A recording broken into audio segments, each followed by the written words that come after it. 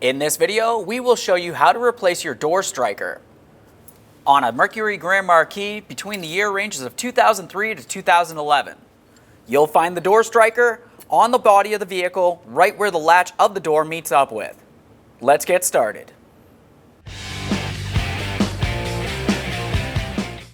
Once you've located the door striker that you will be replacing, take note of its orientation. You'll find that you have the striker right here and you have the bracket facing towards the interior of the vehicle. Continue on with a T50 Torx bit to remove the striker from the body of the vehicle.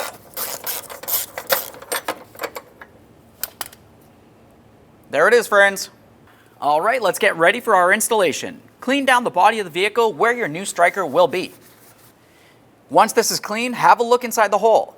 Make sure the threading is still in good condition. Aside from that, looking at the paint on the vehicle itself, you can tell exactly where the striker used to ride. That's where we want to align the brand new striker.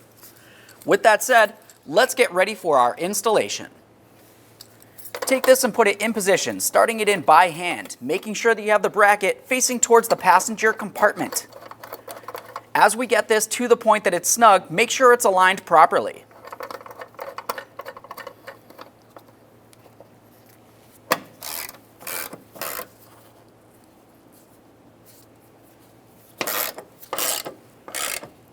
Right there's where it's bottomed out.